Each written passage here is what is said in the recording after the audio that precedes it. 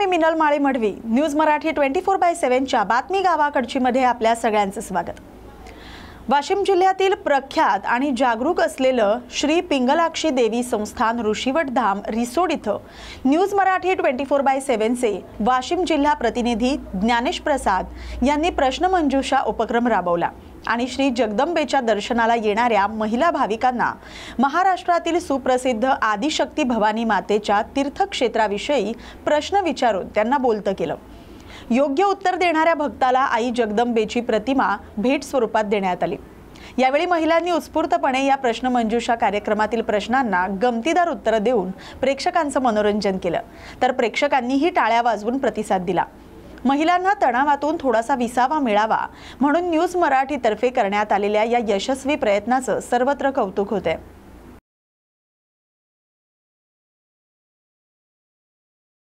असते त्याप्रमाणे तुम्ही देखील आता तुम्ही सुरुवातीच्या नवरात्रोत्सवाचा प्रारंभ झाला त्या दिवशीपासून दर्शनाला येत आहे का? हो. असं किती वर्षापासून येत आहे तुम्ही? आम्ही 15 वर्ष. जवळपास 15 वर्ष झाले.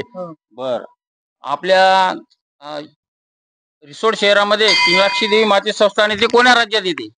रिसोड राज्य विचारतोय मी. महाराष्ट्र. महाराष्ट्र राज्यात. धन्यवाद. खूप छान तुम्ही प्रश्न विचारला. आता दुर्गा देवीचे जे 9 रूपे असतात म्हणजे वेगवेगळ्या देवांचे 9 नावे आपण या ठिकाणी सांगू शकता का? सांगा कोणते कोणते तुम्हाला जे आठवतात ते. रेणुका एक, त्यानंतर हे आपली पिंगलाक्षी माता 2, भवानी माता 3, कोल्हापूरची देवी 4, वनी 5. वनीची देवी कोणती? वनीची सप्तशृंगी. सप्तशृंगी. हा. माहूरची देवी 6. त्यानंतर डबल सांगा 3 नाव सांगा. शारदा देवी 7, 8, दुर्गा देवी 9. धन्यवाद ताई साहेब. आपण या ठिकाणी आम्ही विचारलेल्या प्रश्नमंजुषेच्या दुर्गा देवीच्या 9 नावे वेगळी त्याबद्दल तुम्ही अगदी बरोबर उत्तर दिले. त्यामुळे तुम्हाला या दुर्गा मातेचा या ठिकाणी फोटो देऊन तुमचं अभिनंदन करण्यात येत आहे. खूप छान. या आहेत सराफताई यांनी दुर्गा मातेचे 9 वेगवेगळी नावे आणि पिंगलाक्षी माता संस्था. रामानंदाचार्य नरेंद्राचार्य यांच्या प्रेरणेनं नागपूर ते नाणीज धाम या मार्गावर वसुंधरा पायी दिंडीला प्रारंभ झाला. ही दिंडी हिंगोली जिल्ह्यातून नांदेड जिल्ह्यात प्रवेश करते. 1120 किलोमीटरच्या तब्बल 40 दिवसांच्या या प्रवासात हजारो श्रद्धाळू पायी चालत नाणीज धामला पोहोचतात. नांदेड जिल्ह्यातील अनेक ठिकाणी वृक्षारोपण करून युवकांद्वारे पथनाट्य देखील सादर करण्यात आलं. दिंडीमध्ये वसुंधरेचं संरक्षण करण्याचा संदेश देण्यात आला. त्याचबरोबर वृक्षारोपण, संगोपन, स्वच्छता अभियान, प्लास्टिक मुक्ती याविषयी जनजागृतीही करण्यात आली.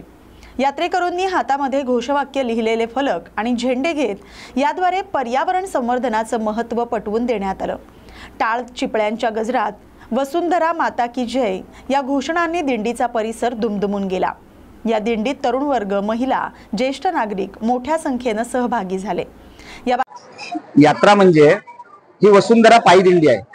जगद्गुरु रामानंदाचार्य नरेंद्राचार्यजी यांच्या प्रेरणेने ही वसुंधरा पायी दिंडी निघालेली आहे.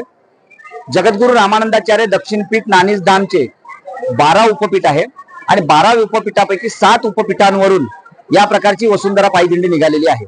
नागपूर, मुंबई, तेलंगणा, गोवा, नाशिक, परभणी, पुणे अशा प्रकारच्या 7 उपपीठांवरून या पायी दिंडी निघाली आहे. आता ज्या ठिकाणी आपण आहात ती नागपूर ते नाणीज ही 1022 किलोमीटरचा प्रवास करणारी 40 दिवसांची ही वसुंधरा पायी दिंडी आहे. या वसुंधरा पायी दिंडीचा मुख्य उद्देश असा आहे की जगद्गुरु रामानंदाचार्य नरेंद्राचार्यजी महाराज, जगद्गुरु रामानंदाचार्य नरेंद्राचार्यजी यांच्या शिकवणीप्रमाणे जे वृक्षारोपण सगळ्या ठिकाणी झालं पाहिजे, प्लास्टिकचा वापर झाला नाही पाहिजे, या पद्धतीचे अनेक संदेश देणारी ही जनजागरण करणारी वसुंधरा पायी दिंडी आहे. म्हणजे थोडक्यात सांगायचं झालं तर सगळ्या ठिकाणी ही जनजागरण करत पायी दिंडी जात आहे की वृक्षतोड करू नका, प्लास्टिकचा वापर करू नका, वसुंधरेचं संवर्धन करा, ग्लोबल वॉर्मिंगचे धोके काय आहे ते जाणून घ्या, त्यासोबतच स्वच्छता राखा, परिसर स्वच्छ ठेवा, नदी नाले स्वच्छ ठेवा, समुद्र स्वच्छ ठेवा, अशा प्रकारच्या जनजागरण करत ही वसुंधरा पायी दिंडी श्री क्षेत्र नागपूर ते श्री क्षेत्र नाणीजधाम पर्यंत जात आहे. या प्रकारे या दिंडीची एक स्वतंत्र दिनचर्या आहे. या दिंडीमध्ये जवळपास दिवसाचा 25 किलोमीटरचा प्रवास आहे. जगद्गुरू रामानंदाचार्य नरेंद्राचार्यजी यांच्या सूक्ष्म नियोजनानुसार या दिंडीमध्ये दिवसाप्रमाणे सकाळचा नाश्ता, दुपारचं भोजन, सायंकाळचा नाश्ता, सायंकाळचं भोजन ह्या सगळ्या गोष्टी निश्चित केलेल्या आहेत. या दिंडी सोबत पूर्ण टॉयलेट व्हॅनची व्यवस्था आहे. या दिंडी सोबत पिण्याच्या पाण्याची, शुद्ध पिण्याच्या पाण्याची व्यवस्था आहे. या दिंडी सोबत स्वतंत्र भोजन व्हॅन आहे. या दिंडी सोबत डॉक्टरांचं पथक आहे, ॲम्ब्युलन्स आहे. आणि अशा प्रकारे समाजामध्ये जनजागरण करत ही दिंडी चालली आहे. जगद्गुरू रामानंदाचार्य नरेंद्राचार्यजी यांचे अनेक मोठे या समाजासाठी समाजकार्य आहेत. त्यामध्ये सांगायचं झालं तर मरणोत्तर देहदान हे मोठं कार्य त्यांचं आहे. आज जवळपास 145 मरणोत्तर देहदान समाजासाठी वैद्यकीय महाविद्यालयांना देण्यात आलेले आहे. 70 अवयवदान झालेले आहेत. त्यानंतर वर्षात मोठ्या प्रमाणात रक्तदान केलं जातं. त्यानंतर महामार्गावर ॲम्ब्युलन्सची मोफत सुविधा करण्यात आलेली आहे. अनेक सगळ्या उपपीठांवर मोफत महाप्रसाद वाटपाचं वितरण केलं जातं. दुर्बल घटकांचं पुनर्वसन केलं जातं. अशा प्रकारच्या अनेक समाज कार्य जगद्गुरू रामानंदाचार्य नरेंद्राचार्यजी यांच्या प्रेरणेने केलं जात असतं. आणि ही पण दिंडी त्या कार्याचाच एक भाग आहे. या दिंडीमध्ये कुठल्याही प्रकारे यात्रिकी, जे चालणारे यात्रिकी, त्यांना खर्च नसून त्यांना दिलेलं गणवेश, त्यासोबतच त्यांना लागणारं सगळं साहित्य, त्यांची भोजन व्यवस्था, त्यांची निवास व्यवस्था, ही सगळं काही जगद्गुरू रामानंदाचार्य दक्षिण पीठाच्या वतीनं करण्यात आलेली आहे. आणि अशा प्रकारे समाजामध्ये जनजागरण करणारी महाराष्ट्राच्या बहुतांश भागातून, शेकडो गावातून, अनेक तालुक्यातून, जिल्ह्यातून, गोवा राज्यातून, तेलंगणा राज्यातून नानीज धामकडे ही वसुंधरा पायदिंडी जात आहे. ही वसुंधरा पायदिंडी जगद्गुरू रामानंदाचार्य नरेंद्राचार्यजी यांच्या 21 ऑक्टोबरला होणाऱ्या जन्मोत्सवानिमित्त जात आहे. 21 ऑक्टोबरला या 7ही दिंड्या श्री क्षेत्र नानीज धाम मध्ये दाखल होणार आहे. जय श्रीराम. आता आपण आहोत अर्धापूर तालुक्यातील चोरंबा या ठिकाणी, जे की नागपूरवरून रत्नागिरी 1100 किलोमीटरचं अंतर कापत जगद्गुरू श्रींच्या जन्मदिवसाच्या निमित्तानं पायी दिंडी निघालेली आहे. यामध्ये हजारो भाविक आपल्या श्रद्धेने सेवा देत आहेत. आज आपण या ठिकाणी वृक्षारोपण केलेलं आहे. भोकर विधानसभेचे विधानसभा ज्यांनी लढवली असे युवा नेतृत्व पप्पू पाटील कोंडेकर आहेत. त्यांच्या हस्ते आज या ठिकाणी वृक्षारोपणही झालं. आपण त्यांच्या तोंडून जाणून घेऊया नेमकं या पर्यावरणाच्या संरक्षणासाठी निघालेल्या दिंडीचं महत्व काय आहे आणि त्यांना या दिंडीच्या सगळ्या वातावरणातून असं नेमकं काय वाटते, जाणून घेऊया प्रत्यक्ष आपण पप्पू पाटील यांच्याकडून. पाटील, जय श्रीराम. जय श्रीराम. या ठिकाणी पायी दिंडी निघालेली आहे. आपण पाहताय बहुसंख्य लोक या ठिकाणी सामील झालेत. 41 दिवसाचा प्रवास आहे, घरदार सोडून. आजकाल कोणाला वेळ नसताना देखील एवढ्या मोठ्या संख्येने लोक सहभागी झालेत. त्याचबरोबर पर्यावरणाचं संरक्षण करण्याचा ते संदेश देत आहेत, लोकांना शिकवत आहेत. आपणही या ठिकाणी आज वृक्षारोपण केलंय. आपल्याला काय वाटते? खरं तर रामानंदाचार्य नरेंद्राचार्यजी यांच्या मार्गदर्शनाखाली, त्यांच्या आशीर्वादाने जी दिंडी नागपूर ते नानीज अशी 1122 किलोमीटरची ही दिंडी निघालेली आहे. आणि जात असताना वृक्षारोपणाचा जे आजच्या काळाला खरी गरज आहे, कारण आपण जगात बघतोय की ग्लोबल वॉर्मिंगचं प्रमाण खूप मोठ्या प्रमाणात झालेलं आहे. आणि अशा परिस्थितीत ज्याला एकच पर्याय या पृथ्वी तलावर आहे तो म्हणजे वृक्ष लागवड. आणि ते वृक्ष लागवड करत ही पालखी नागपूर ते नानीज या मार्गस्थ झालेली आहे. आणि जवळपास 41 दिवसाचा हा प्रवास आहे. आपण म्हणल्याप्रमाणे खरं तर 41 दिवस अविरत ही सगळी सेवा करणं हे काही साधी गोष्ट नाही. पण यामागं रामानंदाचार्य नरेंद्राचार्यजी यांची प्रेरणा व आशीर्वाद या सर्वांच्या पाठीशी आहे. आणि मी स्वतःच माझं सौभाग्य समजतो की नांदेड जिल्ह्यात या पालखीचं आगमन झाल्या प्रसंगी त्यांचं स्वागत करण्याचं सौभाग्य मला मिळालं. आणि त्याचबरोबर वृक्ष लागवड करण्याची सुद्धा या ठिकाणी सौभाग्य प्राप्त झालं. मी स्वतःला खरंच भाग्यवान समजतो. आणि येणाऱ्या काळात या वृक्ष लागवडीची जी खरी गरज आहे, जे आज ऑक्सिजनची कमतरता आणि या सगळ्या गोष्टी असताना एक अतिशय चांगला उपक्रम या माध्यमातून होऊ घातलेला आहे. आणि मी एवढंच रामानंदाचार्य नरेंद्राचार्यजी यांच्या चरणी एवढीच प्रार्थना करतो की त्यांच्या आशीर्वादानं आपल्या या शेतकऱ्यांची अतिशय दयनीय अवस्था खरं तर आपल्या भागात झालेली आहे. येणाऱ्या काळात त्यांच्या आयुष्यात सुखाचे दिवस येऊ एवढीच त्यांच्या चरणी मी प्रार्थना करतो. सोबतच आपल्या सोबत आहेत नांदेड जिल्ह्याचे निरीक्षक बजरंगी दायमा यांच्या तोंडून देखील आपण या दिंडीविषयी अधिक माहिती जाणून घेऊया. जय श्रीराम. जगद्गुरू रामानंदाचार्य नरेंद्राचार्यजी यांच्या दिव्य विचारातून ही पायी दिंडी निघते आहे तर ही एकाच ठिकाणी नसून 7 ठिकाणाहून ही पायी दिंडी निघते आणि याचा उद्देश एकच आहे की प्रत्येक माणसाला जगण्यासाठी ऑक्सिजन लागतो आणि ऑक्सिजनचं प्रमाण दिवसेंदिवस ही झाडांची तोड झाल्यामुळे कमी झालेली आहे. म्हणजे वातावरणाचा समतोल बिघडलाय. कधी पाऊस पडते धोधो, कधी ऊन पडते आणि या समतोलामुळे विविध आजार आपल्याला होत आहे. तर हे सगळं दिव्य दृष्टीनं समोर आणून ही वृक्ष लागवड झाली पाहिजे म्हणून ही पायी दिंडीची संकल्पना जगद्गुरु रामानंदाचार्यजी यांच्या विचारानं पुढे आली आणि प्रत्येक गावागावामध्ये ही वृक्ष लागवड व्हावी, याची संगोपन व्हायला पाहिजे. नुसतं लागवड न होता याचं पूर्ण झाडात रूपांतर झालेलं असेल अशी आम्ही सर्वजण काळजी घेणार आहोत. आणि गावकऱ्यांना पण विनंती आहे की आपण बी प्रत्येक घरासमोर आपलं एक झाड लावलं पाहिजे. जसं नरेंद्राचार्यजी यांनी सांगितलंय की एक पेड माँ के नाम, तर प्रत्येकानं हे जगवलं पाहिजे. कारण की एक माणसाला जगायला ऑक्सिजन 4 झाडांचं लागतं आणि आपण तर जगणारच आहोत कारण की आपल्याला कळते, पण मुख्य प्राण्याला सुद्धा ऑक्सिजन लागतं. ही सुद्धा जबाबदारी आपल्या सगळ्यांची आहे. आपण ज्या समाजात राहतो त्या समाजाचा आपण देणं लागतो. कुठंतरी हाही संकल्पना सगळ्यांमध्ये रुजावी आणि सगळ्यांनी मिळून हा संकल्प पुढे न्यावा असं जगद्गुरु श्रींची इच्छा असल्यामुळं आपण सर्वांनी याला सहकार्य करावं आणि गावकऱ्यांनी प्रत्येक आपल्या घरासमोर कमीत कमी एक झाड लावावं आणि त्याला वाढवून पूर्णपणे झाडाचं रूपांतर करावं असं सगळ्यांना आम्ही नम्र विनंती करतोय. आणि सगळ्यांनी या दिंडीमध्ये सहभागी होऊन आनंद सोहळा आपण असाच दिवसेंदिवस वृद्धिंगत करावा असं माऊली चरणी आम्ही प्रार्थना करतोय. जय सियाराम. जय सियाराम.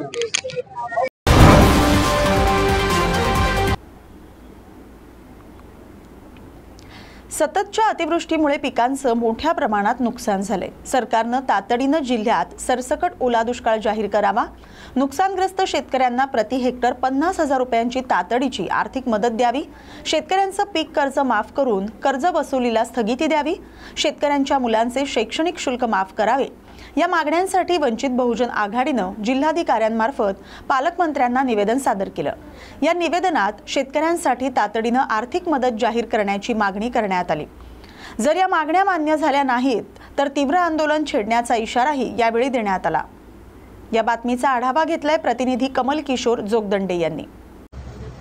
जिल्हाधिकाऱ्यांमार्फत जे काही अतिवृष्टीच्या पार्श्वभूमीवर जिल्हाभरामध्ये दौरे सुरू आहेत, या जालना जिल्ह्याचे जे आमदार आहेत त्यामध्ये प्रामुख्यानं परतूरचे आमदार बबनराव लोणीकर, जालन्याचे आमदार अर्जुन खोतकर हे फक्त स्टंटबाजी करून या ठिकाणी जिल्ह्यातील लोकांना म्हणजे दिशाभूल करत आहेत. खऱ्या अर्थानं पंचनामे करण्याची गरज नाही. अशा पद्धतीचं या ठिकाणी ओला दुष्काळ आहे की खरोखर या ठिकाणी जी परिस्थिती आहे इतकी भयावह आहे की आता पंचनामे न करता सरसकट या ठिकाणी ओला दुष्काळ जाहीर झाला पाहिजे. आणि ऑगस्ट महिन्यापासून सुरू असलेल्या मुसळधार पावसामुळे शेतकऱ्यांच्या हातातोंडाशी आलेला घास हिरावून घेतलाय. त्याचबरोबर नागरिकांच्या घरात पाणी शिरल्यानं संसारोपयोगी साहित्य वाहून गेलंय, तर नदीकाठच्या शेतकऱ्यांची अवजारं आणि जनावरं वाहून गेलीत. त्यामुळे बळीराजा मोठ्या आर्थिक संकटात सापडलाय. या अनुषंगानं मदत आणि पुनर्वसन मंत्री संजय राठोड यांनी हदगाव तालुक्यातील मौजे रुई इथं बाधित क्षेत्राची पाहणी केली. पाहणी दरम्यान हदगाव हिमायतनगर विधानसभेचे आमदार बाबूराव कदम, खासदार सुभाष वानखेडे, उपविभागीय अधिकारी अविनाश कांबळे, तहसीलदार सुरेखा नांदे आदी उपस्थित होते. या बातमीचा आढावा घेतलाय प्रतिनिधी अशोक गव्हाणे यांनी. पूर परिस्थिती होती. आपण त्यावेळेच्या अहवाल शासनाला पाठवले. त्यावेळेच्या अहवालानुसार 553 कोटी नांदेड जिल्ह्याला मिळाले. परंतु ह्या तेव्हापासून आज म्हणजे 20 दिवसात सतत पाऊस आहे आणि आता खासदार साहेब म्हणल्याप्रमाणे पिकच 90 दिवसाचं आणि त्याच्यातले 60 दिवस पाऊस आहे. त्यामुळे 100%च गेलं. आपल्याला पुरवणीच करायला लागणार आहे. आता जरी राहिलेल्या जे क्षेत्र कमी गेलं नांदेड त्याला आपण लागणार आहे आपल्याला. आमदार साहेब तर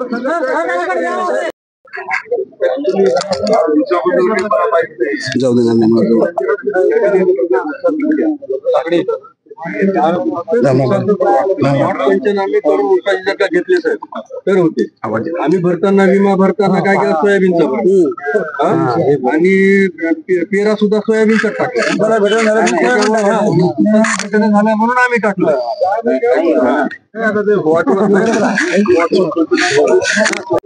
तर त्याच्यामध्ये ज्याचं प्रत्यक्ष नुकसान लंबा होऊन पूर्ण खरडून गेलेल्या लोकांचं जमीन दुरुस्तीला किती पैसे लागतात संकटमध्ये सर्व काय होते की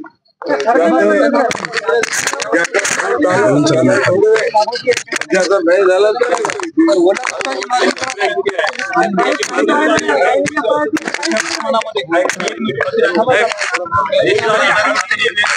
राज्याच्या मुख्यमंत्र्यांना मंत्रिमंडळाच्या बैठकीमध्ये सर्व मंत्र्यांना वेगवेगळ्या जिल्ह्यामध्ये जाऊन अशा पद्धतीचं शेतकऱ्यांच्या भेटीगाठी घ्यायच्या, स्वतः पाहणी करायची, अशा पद्धतीचे आदेश होते. म्हणून काल आज आम्ही सर्व मंत्री फिरत आहे.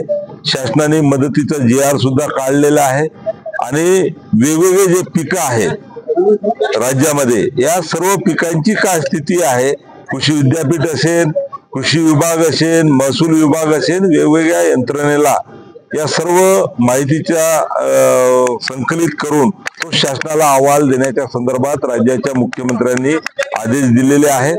आज आपण जर पाहिलं तर 3-4 प्रकारचं नुकसान राज्यामध्ये झालेलं आहे. खास करून नांदेड जिल्ह्यामध्ये मी पाहतो आहे, ऊसाचं क्षेत्र आहे, हळदीचं क्षेत्र आहे, कापूस आहे, सोयाबीन आहे. अनेक ठिकाणी मग पीक जे काही वाहून गेलेलं आहे, खरडून गेलेलं आहे, त्यामध्ये खरडून गेल्यानंतर दुरुस्त होणारं क्षेत्रही आहे, दुरुस्त न होणारंही क्षेत्र आहे. अनेक ठिकाणी 65 मिलीमीटरच्या वरचा पाऊस पडलेलाच आहे, परंतु त्यामध्ये सततच्या पावसामुळे जे काही पिकं आहेत त्याचे सुद्धा अतिशय वाईट परिस्थिती आहे. आणि ही सर्व परिस्थिती पाहिल्यानंतर मंत्रिमंडळाचा एक सदस्य म्हणून या सर्व गोष्टी माननीय मुख्यमंत्र्यांसमोर किंवा मंत्रिमंडळासमोर या ठिकाणी मांडण्याचा प्रयत्न माझा राहणार आहे. साहेब, बंजारा समाज एसटी प्रवर्गामध्ये समाविष्ट करण्यासाठी रस्त्यावर उतरलाय, कसं पाहता यांच्याकडे? या विषयाचा आज दुष्काळाच्या संदर्भात माझा दौरा आहे, त्या संदर्भात वेगळं बोलू आपण. हिंगोली जिल्ह्याच्या वसमत येथील सार्वजनिक दसरा महोत्सव समितीच्या वतीनं जिल्हा परिषद मैदानावर नवरात्र महोत्सवाला सुरुवात झाली. समितीनं विविध कार्यक्रमांचं आयोजन केलंय. या कार्यक्रमाअंतर्गत कृषी आणि पीक पशु प्रदर्शन मेळावा संपन्न झाला. यामध्ये तालुक्यातील शेतकरी बांधवांनी पिकासह आपले पाळीव पशु प्रदर्शनासाठी आणले होते.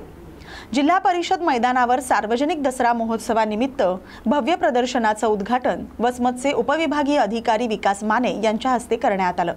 या उद्घाटन प्रसंगी शहरातील विविध पक्षांचे प्रतिनिधी, नागरिक आणि पत्रकार बांधव, विश्व हिंदू परिषदेचे पदाधिकारी आणि कार्यकर्ते मोठ्या संख्येने उपस्थित होते. या बातमीचा आढावा घेतलाय प्रतिनिधी गिरीश देशमुख यांनी. सार्वजनिक दसरा महोत्सवाच्या वतीनं प्रदर्शनाचं उद्घाटन या ठिकाणी होत आहे. माननीय श्री प्रभाकररावजी क्षीरसागर सुद्धा या ठिकाणी उपस्थित आहेत. त्यांचे आम्ही हार्दिक स्वागत करतो. माननीय म्हणलं तरी वागू ठरणार नाही, त्यांचं मी स्वागत करतो. धन्यवाद. यानंतर अजगर पटेल माननीय माजी नगरसेवक हे सुद्धा उपस्थित झालेले आहे. त्याचबरोबर धनालीचे कबड्डी. त्र्यंबकेश्वर शहरात वृत्तांकन करण्यासाठी गेलेल्या टीव्ही चॅनलचे प्रतिनिधी योगेश खरे, योगेश सोनावणे आणि किरण ताजने यांच्यावर काही खासगी वसुली ठेकेदारांनी केलेल्या अमानुष हल्ल्याचा नागपुरात जनग्रामीण पत्रकार संघ महाराष्ट्रतर्फे जाहीर निषेध करण्यात आला. ही घटना लोकशाहीच्या चौथ्या स्तंभावर झालेला थेट हल्ला असून हे कृत्य अत्यंत निंदनीय आहे.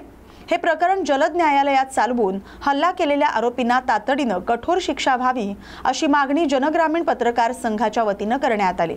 या आंदोलनात ग्रामीण पत्रकार आणि शहरी पत्रकार सहभागी झाले होते. पत्रकारांनी काळ्या फिती लावून निषेध केला. आता एकता आणि एक मजबूतीनं उभं राहण्याची वेळ आली आहे असं जनग्रामीण पत्रकार संघाचे विदर्भ अध्यक्ष प्रतीक पांडे यांनी पत्रकारांसोबत बोलताना सांगितलं. या बातमीचा आढावा घेतलाय प्रतिनिधी पंकज जोशी यांनी. सर,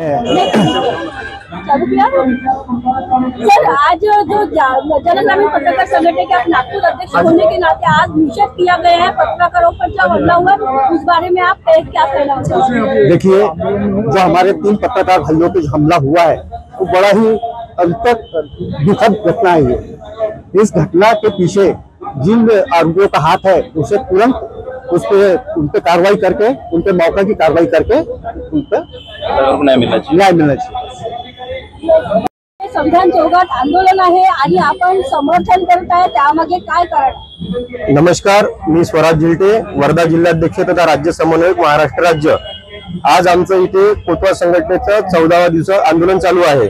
आमच्याच बाजूला इथे एक आंदोलन चालू असल्यामुळे आम्ही थोडी चौकशी केली की आंदोलन कशाबाबतचं आहे। ज्यावेळेस आम्हाला कळलं की या देशातला चौथा स्तंभ पत्रकार हेच सुरक्षित नाही आहे, तर मग आमचा विशेष वेगळा राहिला, सामान्य लोकांचा विशेष वेगळा राहिला। त्यामुळे आम्हाला असं कुठेतरी वाटलं मनामध्ये की यांना कुठेतरी न्याय भेटावं, यांचा कुठेतरी निषेध व्हावा या गोष्टीचा। पत्रकारावर हल्ला म्हणजे सामान्य गोष्ट नाही आहे, खूप मोठी गोष्ट आहे। या गोष्टीचा आमची कोतवाल संघटना पूर्णपणे निषेध करत आहे आणि आम्ही समर्थन देत आहे या गोष्टीसाठी, आंदोलनाला समर्थन देत आहे।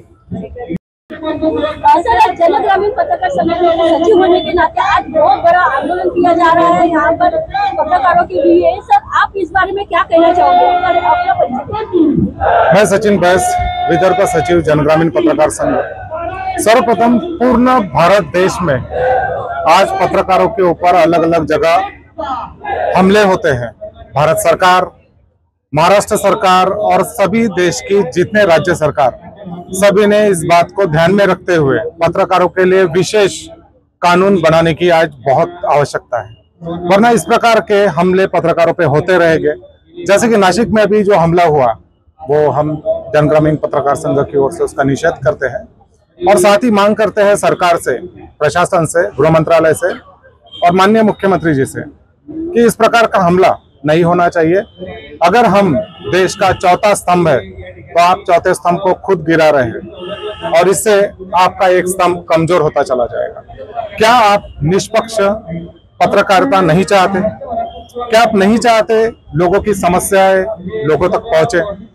और अगर उसके बावजूद कुछ पत्रकार न्याय के लिए जाते हैं और उनके ऊपर हमला होता है तो ये बहुत ही निंदनीय ऐसी चीज हुई है, घटना हुई है, जिसका हम पूरे तरीके से निषेध करते हैं और फ्यूचर में इस प्रकार के हमले पत्रकारों पे न हो उसके लिए एक स्ट्रॉन्ग ऐसा कानून बनना चाहिए, इसका मैं समर्थन करता हूँ। सर, आज आपलं आमच्या सगळ्यांच्या चॅनलमध्ये स्वागत आहे। आज इथे पत्रकारांचे जे एक खूप मोठं एक आंदोलन करण्यात येत आहे आणि आपलं पण एक इथे आंदोलन सुरू आहे, धरणे आंदोलन। तुम्ही पत्रकारांना आज पाठिंबा देत आहे, समर्थन करता, त्यामागे काय कारण आहे? आपलं परिचय। नमस्कार, मी मंगेश जांभूळकर, विदर्भ कोतवाल संघटना कार्याध्यक्ष या पदावर आहे आणि आमच्या विदर्भ कोतवाल संघटनेने पुकारलेल्या संपूर्ण महाराष्ट्रातील कोतवाल बांधव पदाधिकारी या संविधान चौक नागपूर येथे आंदोलन सुरू आहे मागील 14 दिवसापासून।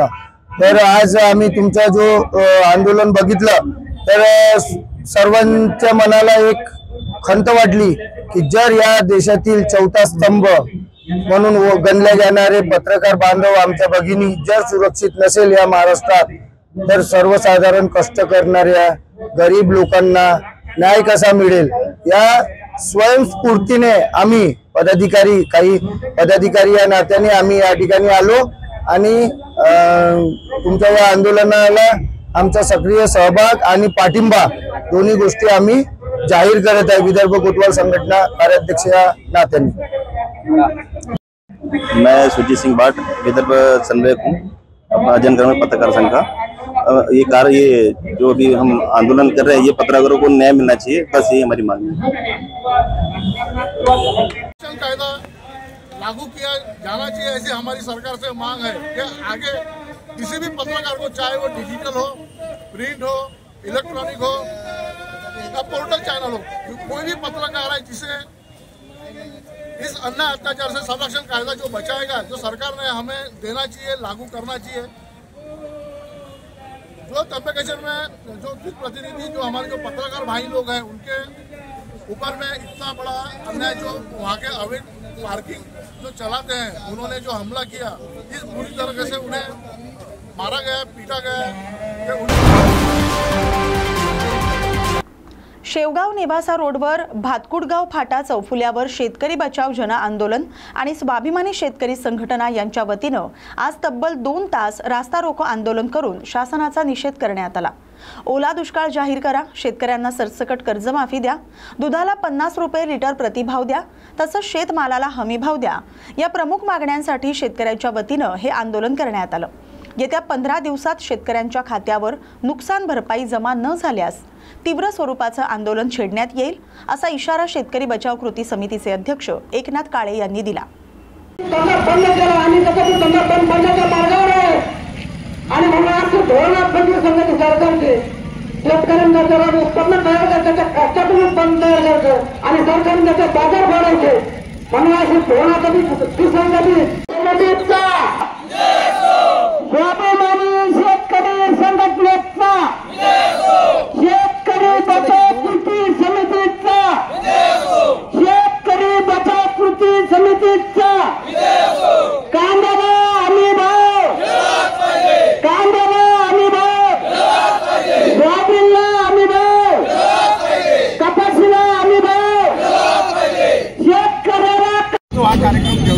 शेतकऱ्याकरता कार्यक्रम ठेवलाय।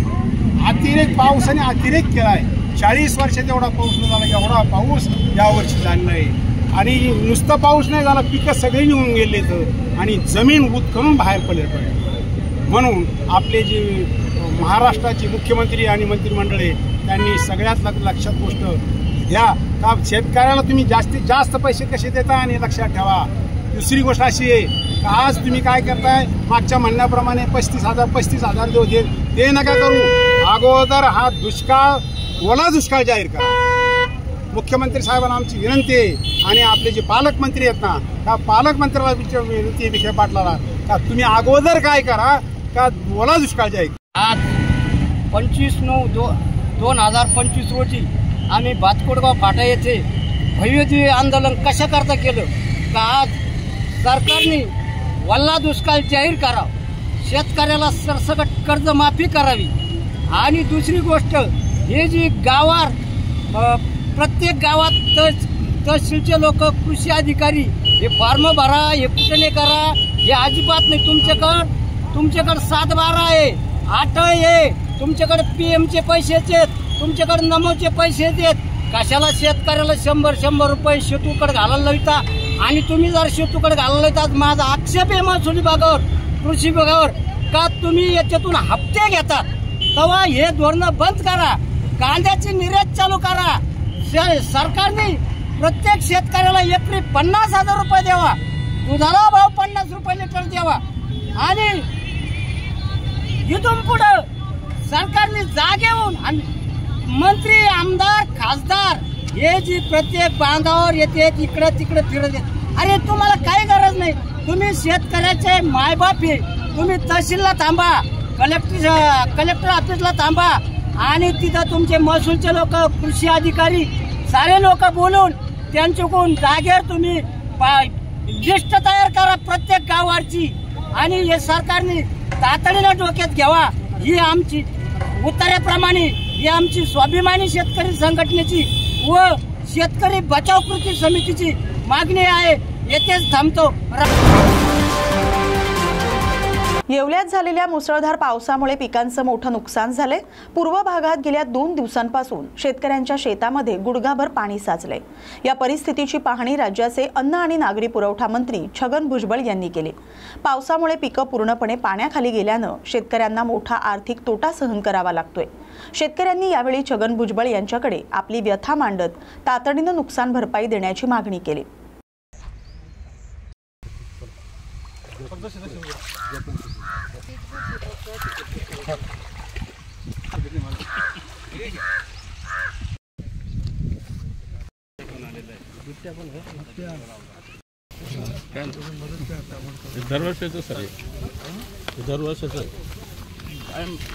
मी शरद दत्तात्रय भागवत, कौंडगाव। सोमवारी मंगळवारी खूप पाऊस झाल्यानं आतून नात नुकसान झालेलं आहे। सरकारनं या नुकसानीचं लवकरात लवकर पंचनामे करून एकरी 1 लाख रुपयाची मदत ही सरकारनं दिवाळीच्या आत शेतकऱ्यांना द्यावा, ही सरकारला विनंती। आज 4 दिवस झाले गुडघे इतकं पाणी शेतामध्ये, सगळे सोयाबीन, कपाशी, मका, कांदे, उन्हाळ्याची रोपं सगळे पाण्यामध्ये आज रोजी. जर सरकारनं लवकरात लवकर लक्ष द्यावं शेतकऱ्यांकडे बस. मी वेदांत विजय भागवत, मी गवणगाव येथील एक शेतकरी आहे. आणि जसं की तुम्ही बघताय की सोमवार मंगळवारी ज्या पद्धतीने या ठिकाणी पाऊस झाला तर अक्षरशः मक्कामध्ये गुडघाभर पाणी या ठिकाणी साचलेलं आहे. आणि मक्काच नाही तर कांदे असतील, या ठिकाणी आमची कपाशी असेल, या ठिकाणी आमची सोयाबीन असेल, सोयाबीनला तर अक्षरशः मोड आलेली आहे, अशी परिस्थिती या ठिकाणी झालेली आहे. आणि आता खूप केलं आहे. आता जवळजवळ माझी 7-8-10 एकर जवळजवळ मका आहे. तर जी मका जी आहे तर पूर्ण पाण्यात गेल्यामुळे आता त्याचं आउटपुट उत्पन्न काहीच निघणार नाही आहे ना. आणि जो होणारा जो खर्च आहे या ठिकाणी, जो मकासाठी लागणारा जो प्रत्येक पिकाला उभा करण्यासाठी जो खर्च आहे तो सुरुवातीला पूर्ण होऊन गेलेला आहे. आता ऐन उत्पन्नाच्या वेळेस जे हाताशी आता उत्पन्न येणार आहे ज्याच्यातून की काही पैसे जनरेट होतील आणि त्या माध्यमातून काही दिवाळी सण, हे जे दसरा आलाय आता, हे जे साजरा होतील, त्यासाठी आम्हाला सुद्धा आता शासनाकडून अपेक्षा आहे की शासनाने लवकरात लवकर याचा गांभीर्याने विचार करून जेवढी शक्य होईल तेवढी मदत या ठिकाणी सर्व शेतकरी बांधवांना केली पाहिजे, तरच काहीतरी या ठिकाणी होणार आहे असं माझी तरी तीव्र इच्छा आहे. आणि सगळ्याच शेतकरी बांधवांची अशी तीव्र इच्छा आहे की शासनाने गांभीर्याने या सगळ्या, आत्ताच या ठिकाणी भुजबळ साहेब येऊन गेले, त्यांनी या ठिकाणी बघितलेलं आहे की काय परिस्थिती आहे. त्यामुळे वेगळं काही सांगण्याची गरज नाही आहे, जे आहे ते सर्वांच्या समोर आहे. त्यामुळे शेतकऱ्यांना लवकरात लवकर मदत देणं हीच आमची अपेक्षा आहे. मायबाप सरकार 10-5 देऊन काही होणार नाही. आम्ही कर्ज काढून विहिरी खोदल्यात, पेरणी केली, मात्र आता ते कर्ज फेडायचं कसं? सगळं वाहून गेलंय, काहीच उरलेलं नाही. त्यामुळे मायबाप सरकारनं तात्काळ मदत द्यावी. आमची सरकार आणि प्रशासनाला एकच विनंती आहे की इथं येऊन एकदा पहा.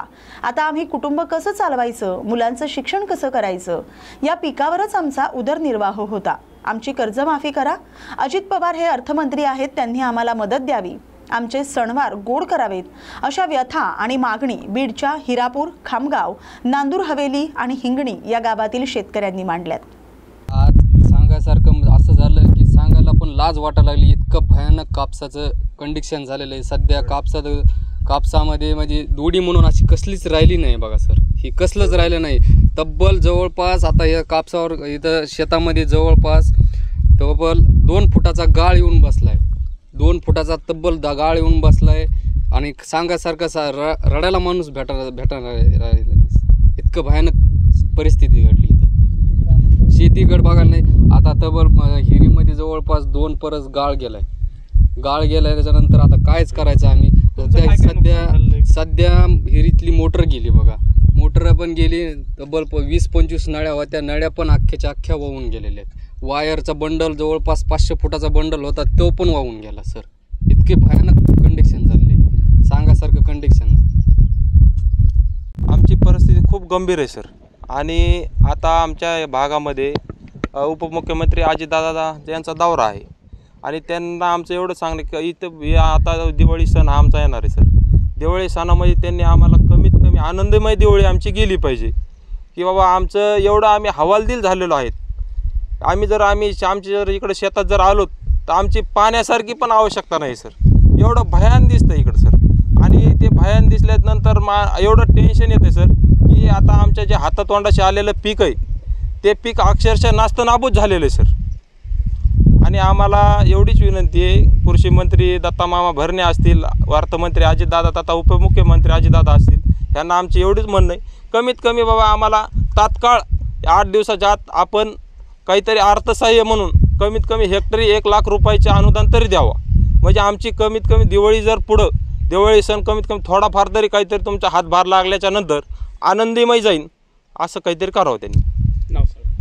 मी कल्याण बुधनर बोलतो सर. अतिवृष्टी बाधित शेतकऱ्यांना सरसकट नुकसान भरपाई द्या अशी मागणी करत शेतकरी जालन्यातील जिल्हाधिकारी कार्यालयात शिरले. हे शेतकरी मंठा परतूर तालुक्यातील असून त्यांनी घोषणाबाजी सुरू करत सरसकट नुकसान भरपाईची मागणी केली. सध्या या शेतकऱ्यांनी जिल्हाधिकारी कार्यालयात घुसून जिल्हाधिकाऱ्यांच्या दालनाबाहेर ठिय्या मांडलाय. जोपर्यंत आमच्या मागण्या पूर्ण करत नाही तोपर्यंत आम्ही आंदोलनातून उठणार नसल्याचं आंदोलकांनी म्हटलं आहे. आमचे नुकसान झालंय हे आम्ही सिद्ध करून दाखवतो. दरम्यान या शेतकऱ्यांनी अचानक आंदोलन केल्यानं पोलीस आणि आंदोलक यांच्यात खडाजंगी झाली. याच्या अगोदर 1 महिन्यात 5 निवेदन दिले. 2 दिवशी 3 शेतकरी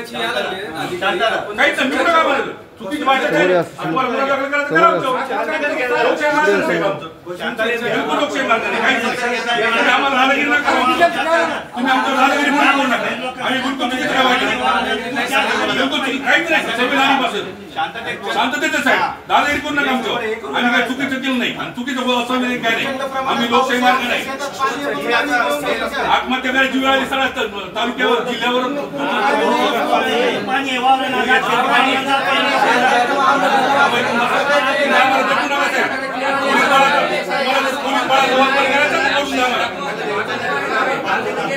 कृषी अधीक्षक नाही कृषी अधीक्षक नाही मला ब्रीफ करायचं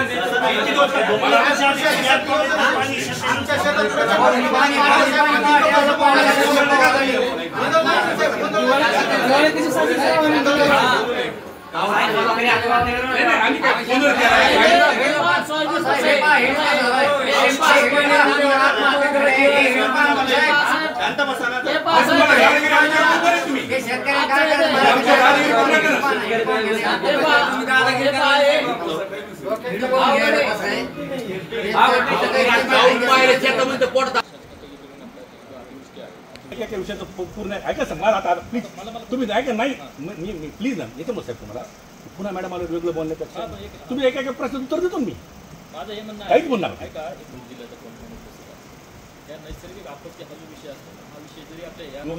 मी तुमच्या एका प्रश्नाचं उत्तर देईन संविधान माझ्या शेताचं काय नुकसान होईल मग आलो का मी तुम्ही तुमच्या प्रत्येक मुद्द्याचं उत्तर देईल तुम्ही माझ्या मुद्द्याचं उत्तर द्यायचा विषय संपला काहीच नाही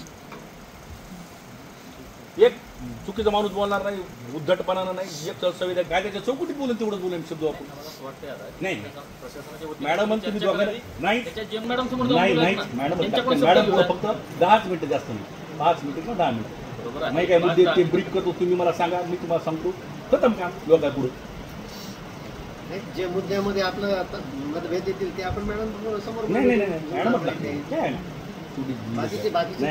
मी काय बोलतो पूर्ण तर जटू नका साहेब कोणाला जटवेल तुम्ही कशामुळे जटवेल तुम्ही नको पुसून पाहिजे तुम्ही म्हणले आम्ही नाही काय अटक करा मला काय कोणते सेक्शन लागतील लावा तुम्ही शांततेत घ्या तुम्ही बोलला का मी केले शांततेत बोलाल तुमच्याशी बोलायला आलो नाही मी तुम्हाला जे करायचं ते करा असं नाही मी साहेब चुकीचं काहीच बोलू नाही मी शेतकऱ्याची मागणी घेऊन आलो एक शब्द माझा चुकीचा नाही आणि तुमच्याशी बोलायला आलो नाही तुम्ही बळाचा वापर करू नका विनंती तुम्हाला हात जोडून विनंती 1 मिनिट पूर्ण ऐकून घेतला नंतर बोला सांगते ना सांगणार आहे तुमचं सांगायला काय काय होत एसपी ऑफिस चालू असतो मी तसं काय असतो आम्ही चुकीचं वागलो राहणार तुम्ही ऍक्शन घ्या चुकीचंच वागताय ना नाही काही चुकीचं नाही साहेब काय चुकीचं नाही आहे त्याप्रमाणे जे आहे ना तिथे तुम्ही चला 5-6 लोक तिथे चला मोठा आवाज करून आम्हाला भेटू नका तुम्ही बोलताय ते मोठे नाही माझा सार्वजनिक मुद्दा आहे तुम्ही गटवले आम्हाला शेतकऱ्याला तुम्ही बळाचा वापर करायचा वापर मोठमोठे उठवायला हुसून लावलं असं ना साहेब या बातमीसह बातमी गावाकडची मध्ये आता इथेच थांबतोय अशाच गावाकडील महत्त्वाच्या बातम्यांसाठी पाहत रहा न्यूज मराठी 24/7 नवा भारत नवा विचार।